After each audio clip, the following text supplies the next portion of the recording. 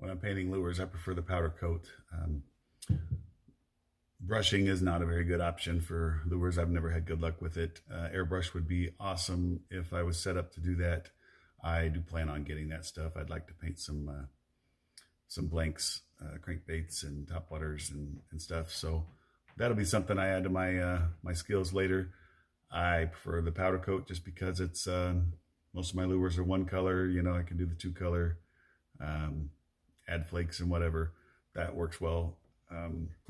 You can bake the powder coat. You're supposed to bake the powder coat for 20 minutes at 350 degrees.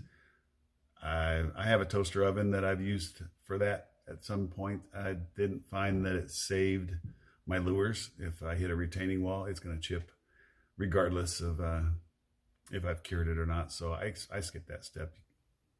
So whenever you pour the spinnerbait, a lot of times the wire will move around. So you always want to tune a lure. And this one you can see the wire is not in line with the hook and stuff. So what I always do is look down the hook, make sure it's in line with the lead head. If it's in line with the lead head, then I'll look at the wire coming out of the front and see if it looks like it's in line. And so that's the first thing I do is bend the wire where it's coming out of the lead so that it's lined up with the hook. And then once that's in line, I take and I twist the top wire until it's in line with the hook. And when I'm done, I should be able to look down the top wire, this part here where the blades and stuff are going to go. And I should be able to hide the hook and the lower wire with the top wire and be looking right down the middle of the lure.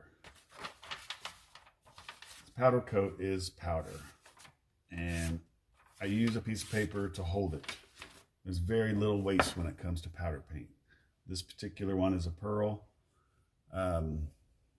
Protect powder paint. You can get it any place that sells lure supplies or lots of other places, Amazon of course.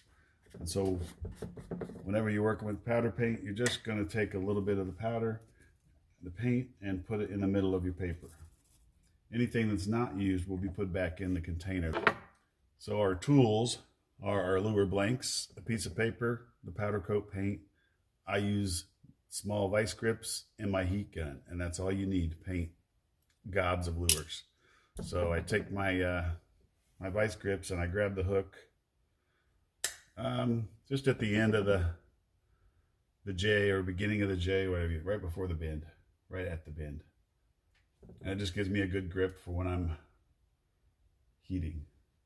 So once you've done that, you're really just going to turn on your heat gun, pick up the piece of paper, and you're going to heat the lure. 25, 30 seconds, I don't know. I move it around 5 seconds on each side a couple times just to get it good and hot. And then I'm going to dip it in the paint.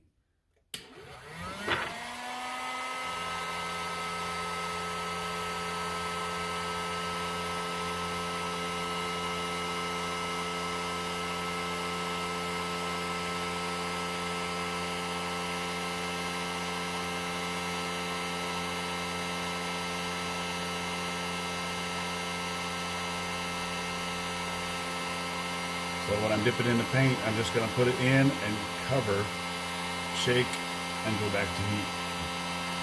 And just that quick. If it doesn't look like it's covering exactly, I'll do a second coat. The white looks much better if it's thoroughly coated. But that's it. It's done. Just that quick.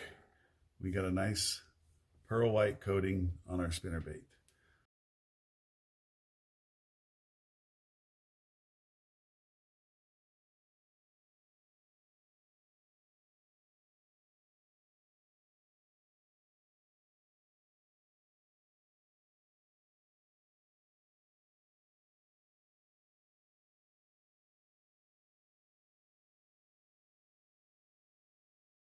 If I had eyes I was going to put on, I would probably put them on right now. I've never done the eyes, but it probably would look good.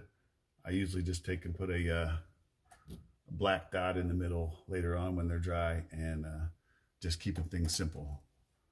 So I'm done with that color. I literally put it away. You see, it didn't melt any of that. No waste. unless I spill some.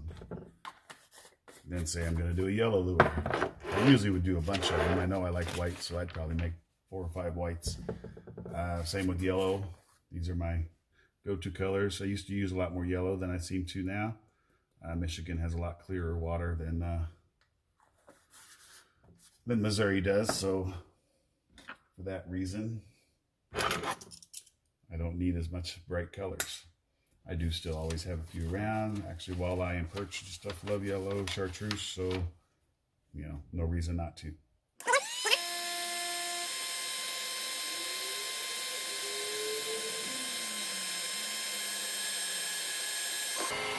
So the heat kind of melts the paint and helps it bond to the lure. I usually try to make sure I got a good coat first time around.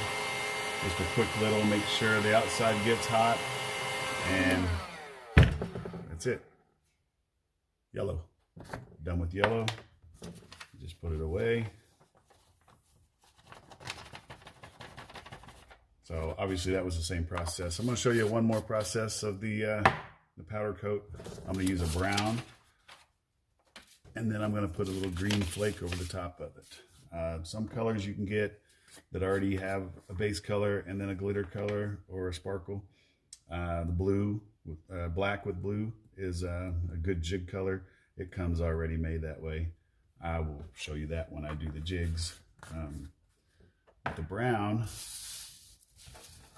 is just brown. I put a little bit of the blue flakes in there from the black and blue. Not much, just to darken it. And then the green is actually a clear coat with green glitter in it, metal flake, whatever you want to call it.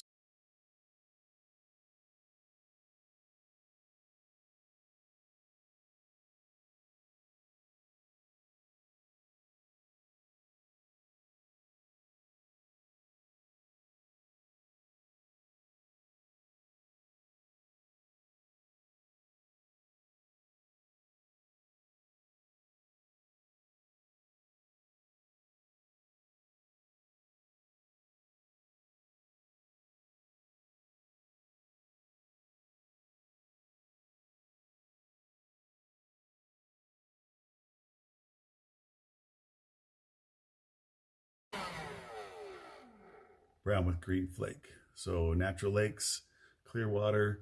This is a nice color. The brighter colors, the whites, blacks, yellows are good for dirtier water. I try to make skirts to match. Make a natural color skirt, green pumpkins, red watermelon, I don't know, whatever you like. Natural colors, there's a ton of them out there. You don't need a whole lot of tools to do all this stuff. So far, the lead melting pot has been the biggest thing, and the molds.